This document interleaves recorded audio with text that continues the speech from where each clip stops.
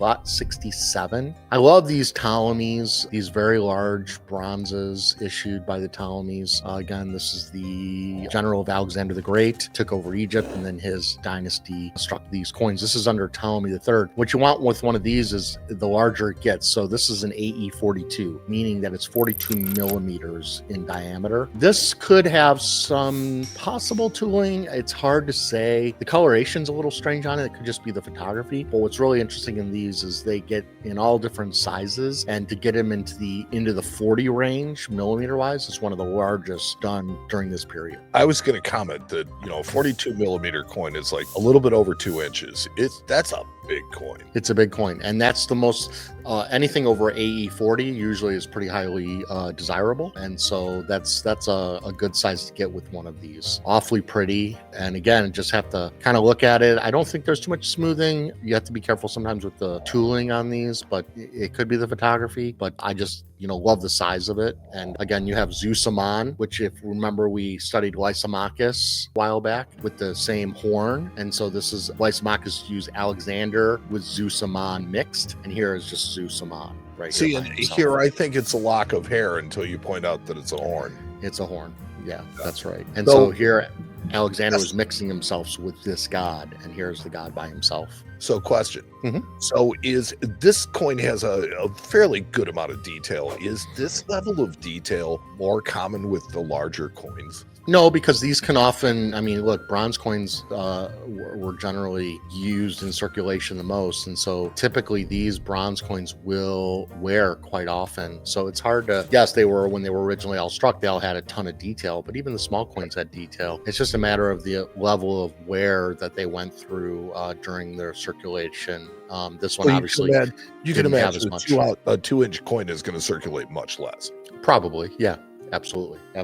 But it's hard to, because Mother Earth can also have a lot of damage to it too. So it just depends on where it was buried and how many coins it was buried with. Obviously, the bigger the hoard, the better chance of it having less damage, because you have if it's in a hoard of 500 coins, then obviously the coins in the center are going to be protected by the ones on the outer edges. So, and it's just a matter of how Mother Earth treats it, and it's how acidic the sediment is in the area. There's a lot of and just the environment go into it. Just the environment itself, the air, all that other kind of stuff, level of humidity. So I can now see where a large coin is just gonna, because the surface area on it is so much more. You will not be protected anywhere near as well as smaller coins.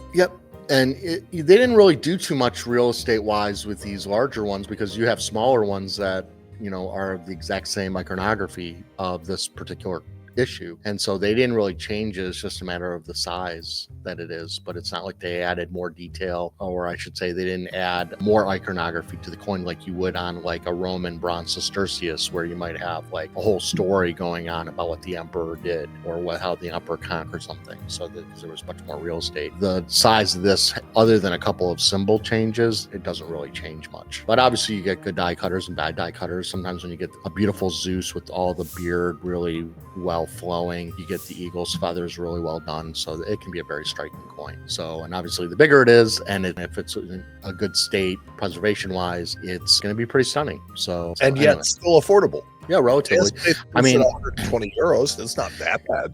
Yeah, I would say if it doesn't have the issues, meaning if it's not tooled or anything like this, it's about a $1,200 to $1,500 coin. So, obviously they're starting it out really low, but anything over AE 40, I've seen some really fantastic ones of these go for as much as $4,000 and $5,000. So they can garner some really strong prices depending on how nice those surfaces are and how pretty the coin is in hand. But in general, a lot of these Ptolemaic bronzes are less than $200 in some cases, but the AE 40s usually will bring strong money. But it's definitely a coin that's desirable and fun to hold in your hand. There's no doubt about that.